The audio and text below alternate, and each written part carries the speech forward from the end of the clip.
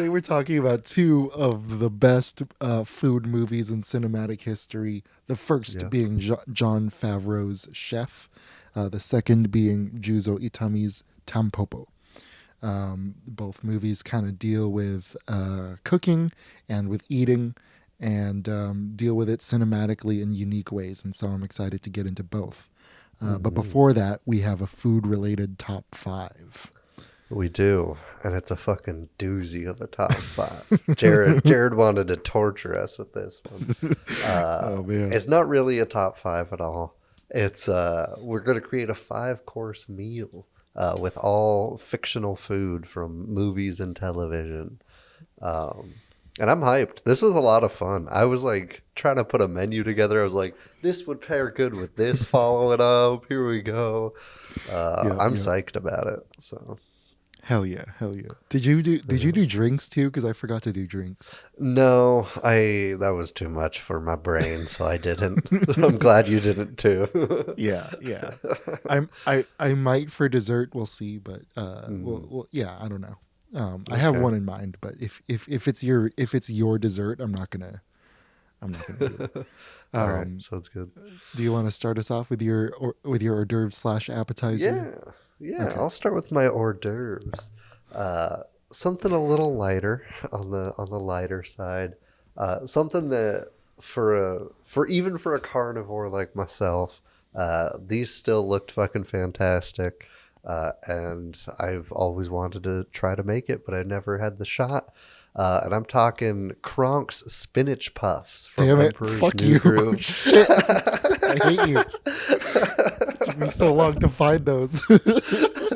Hold on. I had a feeling that you might because I know you're also a Emperor's Oh, New Groove stan.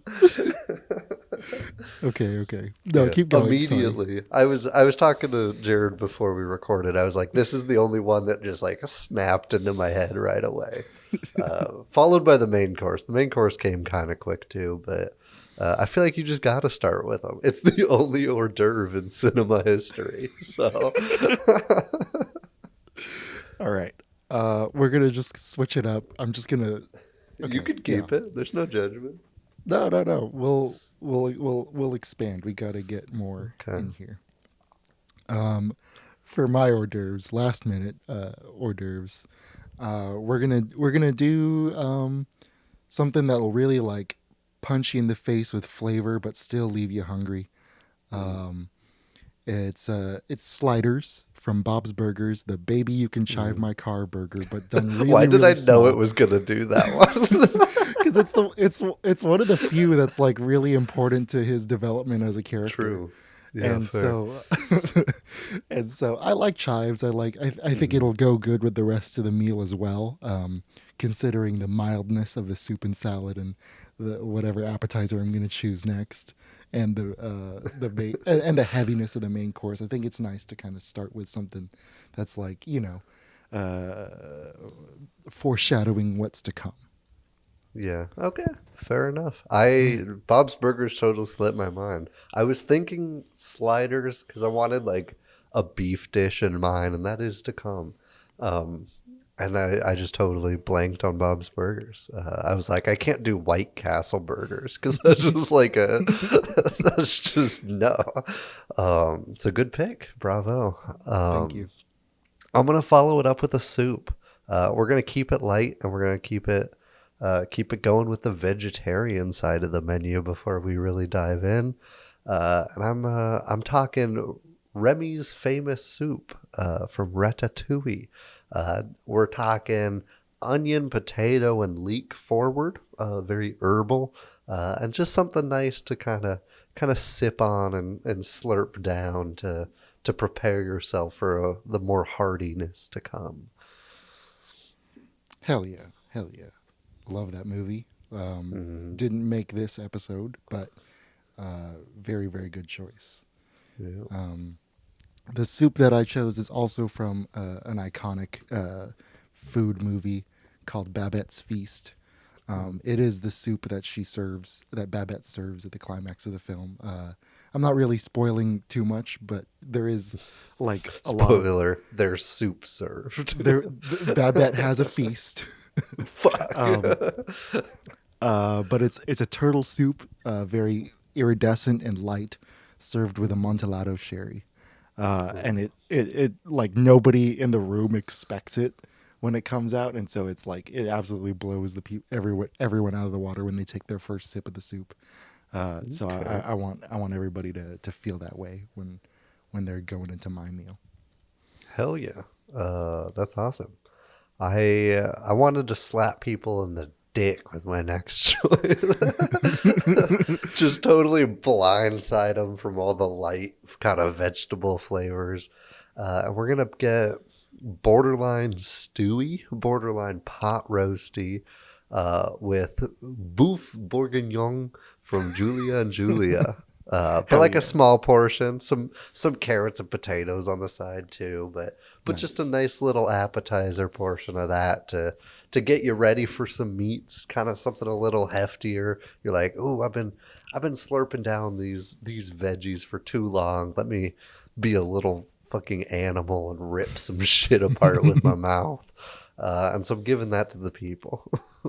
Hell yeah. Hell yeah. Love it. I need to rewatch that movie. That's a good movie. Yeah.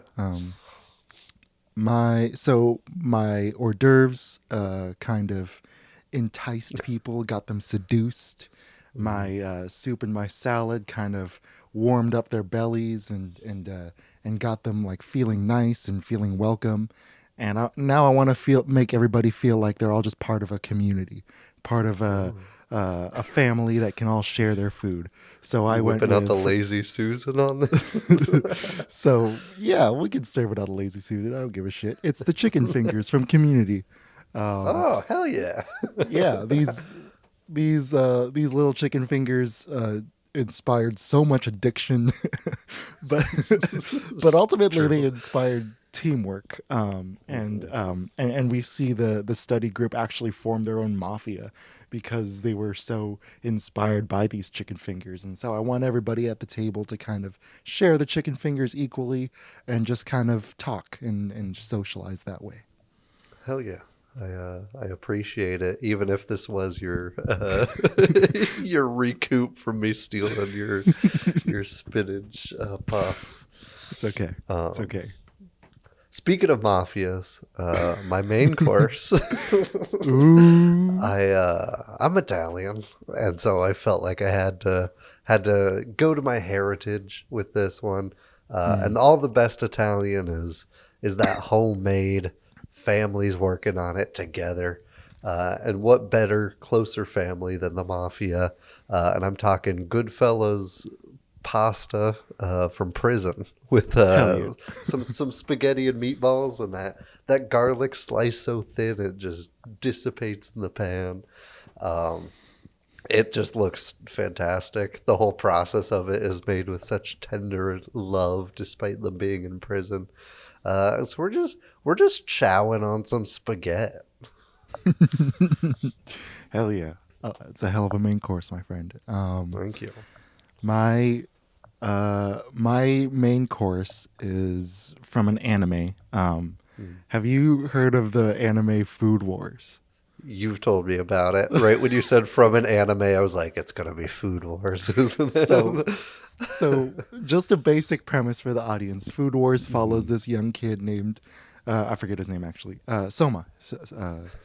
This kid named Soma, and he's this line cook who goes to a culinary school, and this culinary school is the best in the world. So all of its students resolve their differences and resolve their conflicts with with a themed competition, with a themed cooking competition called Food Wars. And sometimes the food is so good that it makes people climax in the show.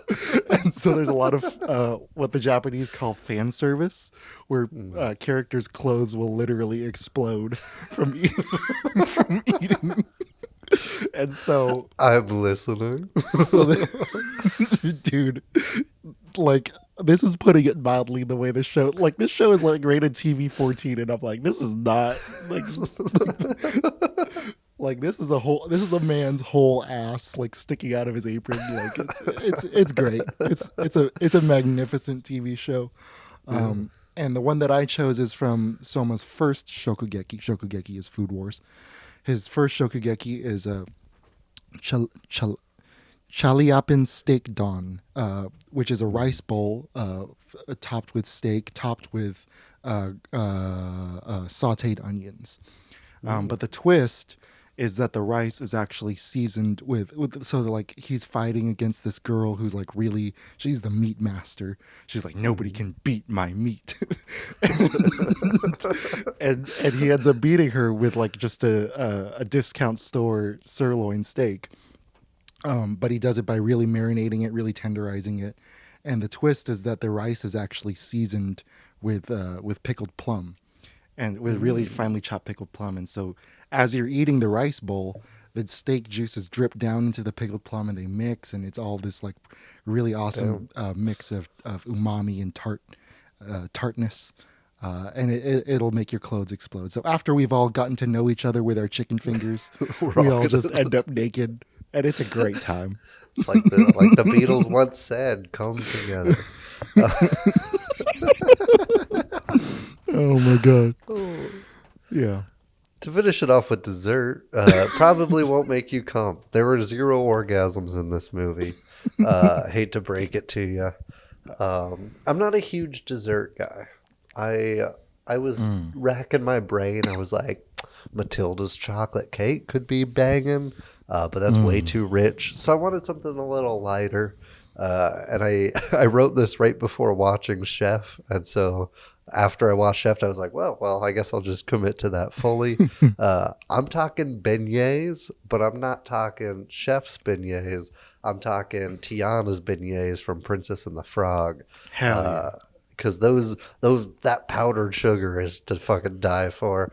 It's something light, something to kind of soak yourself up and just kind of nibble on post spaghetti. Hell yeah. I love it. I think it's a great idea. I think for my dessert, I'm the opposite. I have such a sweet tooth. It's been the bane of my existence and the bane of my teeth's existence. But, I had to consult one of the biggest sweet tooths in the history of television. It's not Buddy the Elf, actually. It's Leslie Knope from Parks and Recreation. And according to her, someone who's never been outside Indiana, the Belgian waffle with extra whipped cream from JJ's Diner is the best waffle in the world.